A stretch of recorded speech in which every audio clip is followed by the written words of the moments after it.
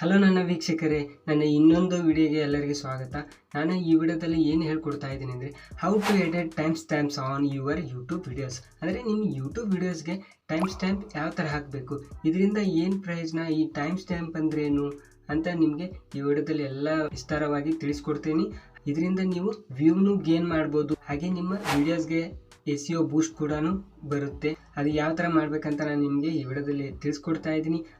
ಅದ್ರ ಮುಂಚೆ ನೀವೇನಾದರೂ ನನ್ನ ಚಾನಲ್ ಹೊಸಬರಾಗಿದ್ದರೆ ಚಾನಲ್ಗೆ ಸಬ್ಸ್ಕ್ರೈಬ್ ಮಾಡಿ, ಹಾಗೆ ಈ ವಿಡಿಯೋಕ್ಕೆ ಲೈಕ್ ಮಾಡೋದನ್ನು ಮರಿಬೇಡಿ ಅಂತ ಹೇಳ್ತಾ ಈ ವಿಡಿಯೋನ ಶುರು ಮಾಡೋಣ ಬನ್ನಿ.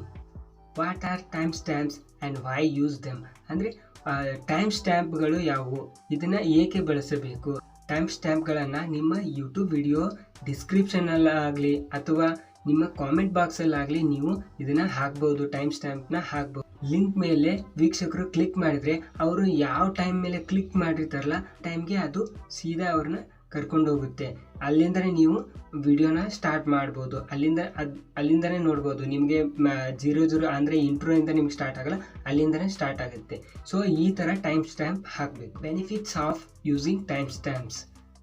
ಟೈಮ್ ಸ್ಟ್ಯಾಂಪನ್ನು ಉಪಯೋಗಿಸೋದ್ರಿಂದ ಆಗುವ ಪ್ರಯೋಜನಗಳು. ಆಡಿಯನ್ಸ್ಗೆ ಏನು ಹುಡ್ಕೋದಕ್ಕೆ ಇಷ್ಟ ಇರುತ್ತಲ್ಲ ಅದನ್ನು ಹುಡ್ಕೋದಕ್ಕೆ ಇದು ಸಹಾಯ ಮಾಡುತ್ತೆ. ಮತ್ತೆ ಅವರು ವಿಡಿಯೋನ ಸ್ಕಿಪ್ ಮಾಡದೆ ಫುಲ್ ವಾಚ್ ಮಾಡ್ತಾರೆ, ಯಾಕಂದರೆ ಅವರಿಗೆ ಆದಂಥ ವಿಷಯ ಆ ವಿಡಿಯೋದಲ್ಲಿದೆ, ಅವರು ಸ್ಕಿಪ್ ಮಾಡದೆ ಫುಲ್ ವಾಚ್ ಮಾಡೇ ಮಾಡ್ತಾರೆ ಖಂಡಿತವಾಗಿ. ನೀವು ನಿಮ್ಮ ವಿಡಿಯೋದಲ್ಲಿ ಟೈಮ್ ಸ್ಟ್ಯಾಂಪನ್ನು ಉಪಯೋಗಿಸೋದ್ರಿಂದ ನಿಮಗೆ ಹೆಚ್ಚು ಲೈಕ್ಸು, ಶೇರು, ಸಬ್ಸ್ಕ್ರೈಬರ್ ಕೂಡ ಬರುವ ಸಾಧ್ಯತೆ ಹೆಚ್ಚಿರುತ್ತದೆ.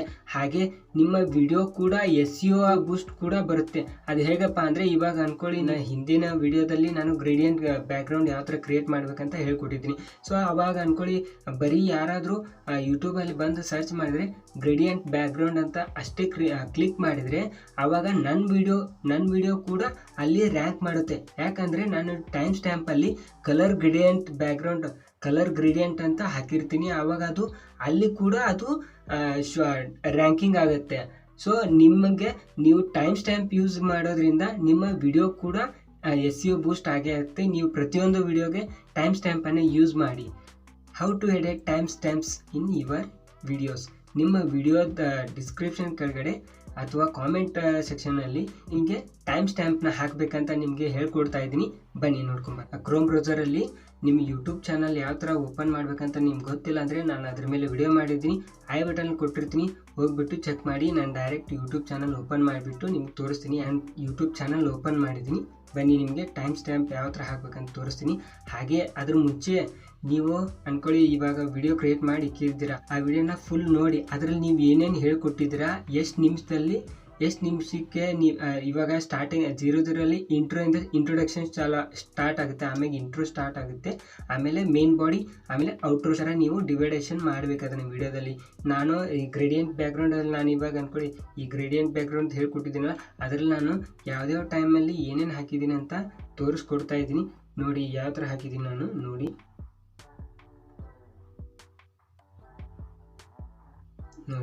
ಇಲ್ಲಿ ನೋಡಿ ಟೈಮ್ ಸ್ಟ್ಯಾಂಪ್ಸ್ ಅಂತಿದೆಯಲ್ಲ, ಇಲ್ಲಿ ನೋಡಿ, ಇದು ನಾನು ಸ್ಟಾರ್ಟಿಂಗ್ 00 ಅದು ಇಂಟ್ರೋನೇ ಇರುತ್ತೆ, ಆಮೇಲೆ 0.34 ಇಂಟ್ರೋ ಸ್ಟಾರ್ಟ್ ಆಗಿದೆ, ಅದು ಅಲ್ಲಿಂದ ನಾನು ಶುರು ಮಾಡಿದ್ದೀನಿ, ನಿಮ್ಗೆ ಹೇಳೋಕ್ಕೆ ಶುರು ಮಾಡಿದ್ದೀನಿ. ಆಮೇಲೆ 0053 ಪಿಕ್ಸೆಲ್ ಓವರ್ವ್ಯೂ ಅದ್ರ ಬಗ್ಗೆ ನಿಮಗೆ ಹೇಳ್ಕೊಡ್ತಾ ಇದ್ದೀನಿ. ಇಲ್ಲಿಂದ ನಿಮಗೆ ಬೈ ಚಾನ್ಸ್ ವ್ಯೂ ಮಾಡಬೇಕು, ಇವಾಗ ಇಂಟ್ರೋ ನೋಡೋಕ್ಕೆ ನಮ್ಗೆ ಅಷ್ಟು ಟೈಮ್ ಇಲ್ಲ ರೀ, ನಾವು ಡೈರೆಕ್ಟ್ ಅದು ಕ್ರಿಯೇಟ್ ಮಾಡೋದೇ ನೋಡ್ಬೇಕಂದ್ರೆ ನೀವು ಹೋಗ್ಬಿಟ್ಟು 137 ಮೇಲೆ ಕ್ಲಿಕ್ ಮಾಡಿ 1.137 ಮೇಲೆ ಕ್ಲಿಕ್ ಮಾಡಿದ್ರೆ ಅಂದ್ಕೊಳ್ಳಿ, ಡೈರೆಕ್ಟ್ ನಿಮಗೆ ಕ್ರಿಯೇಟ್ ಮಾಡೋದು ಬ್ಯಾಕ್ಗ್ರೌಂಡ್ ಯಾವ ಥರ ಮಾಡ್ತಾಯಿದ್ದೀನಿ ನಾನು ಅಲ್ಲಿಗೆ ಸ್ಟಾರ್ಟಿಂಗ್ ಆಗುತ್ತೆ, ಅಲ್ಲಿಗೆ ನಿಮ್ಗೆ ಕರ್ಕೊಂಡು ಹೋಗುತ್ತೆ. ಅಲ್ಲಿಂದ ನೀವು ವಿಡಿಯೋ ಈಸಿಯಾಗಿ ನೋಡ್ಬೋದು. ಆವಾಗ ನಿಮಗೆ ಬೇಗನೂ ನಿಮ್ಮ ಟೈಮ್ನು ಉಳಿಯುತ್ತೆ, ನೀವು ಈಸಿಯಾಗಿ ನೀವು ಕಲಿಬೋದು ಅದನ್ನು ಯಾವ ಥರ ಗ್ರೇಡಿಯಂಟ್ ಬ್ಯಾಕ್ಗ್ರೌಂಡ್ ಮಾಡಬೇಕಂತ ನೀವು ಕಲಿಬೋದು ಆರಾಮಾಗಿ. ಆಮೇಲೆ ಲಾಸ್ಟ್ ನಾನು ಕಸ್ಟಮೈಸ್ ಕಲರ್ ಯಾವ್ದು ಹಾಕೋಬೇಕು, ರೆಡ್, ವೈಟ್, ಅದ್ರ ಬಗ್ಗೆ ಹೇಳಿದ್ದೀನಿ. ನಾನು ಅಲ್ಲಿಗೆ ಸ್ಟಾರ್ಟ್ ಆಗ್ತಾ ಇದ್ದದ್ದು ಅಲ್ಲಿಂದ ಹೇಳ್ಕೊಟ್ಟಿದ್ದೀನಿ. ನಾನು ಅದಕ್ಕೆ ಅದನ್ನು 243 ಸ್ಟಾರ್ಟ್ ಆಗುತ್ತೆ. ಆಮೇಲೆ 3.12 ಎಡಿಟಿಂಗ್ ಇಫೆಕ್ಟ್ ಯಾವ ಥರ ಹಾಕಬೇಕು ಅದನ್ನು ಹೇಳಿದ್ದೀನಿ.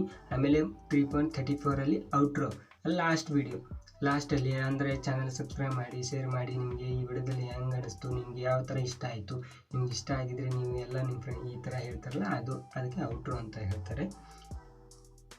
ನೋಡಿ ನಾನು ಈ ಥರ ಎಲ್ಲ ಹಾಕಿದ್ದೀನಿ ಟೈಮ್ ಸ್ಟ್ಯಾಂಪ್. ನೀವು ಪ್ರತಿಯೊಂದು ವಿಡಿಯೋಕ್ಕೂ ನೀವು ಟೈಮ್ ಸ್ಟ್ಯಾಂಪ್ನ ಯೂಸ್ ಮಾಡಿ. ಟೈಮ್ ಸ್ಟ್ಯಾಂಪ್ನ ನಿಮ್ಮ ಯೂಟ್ಯೂಬ್ ವೀಡಿಯೋಸ್ಗೆ ಯಾವ ಥರ ಹಾಕಬೇಕು, ಇದರಿಂದ ನಿಮಗೆ ಏನು ಬೆನಿಫಿಟ್ ಇದೆ, ಯಾವ ಥರ ನೀವು ಯೂಸ್ ಮಾಡಬೇಕು, ಪ್ರತಿಯೊಂದು ನೀವು ವಿಡಿಯೋದಲ್ಲಿ ಟೈಮ್ ಸ್ಟ್ಯಾಂಪ್ನ ಯೂಸ್ ಮಾಡಿ. ಇದರಿಂದ ನಿಮಗೆ SEO ಬೂಸ್ಟ್ ಸಿಗುತ್ತೆ. ನಿಮ್ಮ ಆಡಿಯನ್ಸ್ ಕೂಡ ನಿಮ್ಮ ವಿಡಿಯೋನ ಸ್ಕಿಪ್ ಮಾಡದೆ ವ್ಯೂ ಮಾಡ್ತಾರೆ, ಹಾಗೆ ನಿಮಗೆ ಲೈಕ್ ಬರುತ್ತೆ, ಶೇರ್ ಮಾಡ್ತಾರೆ, ಸಬ್ಸ್ಕ್ರೈಬ್ ಮಾಡ್ತಾರೆ.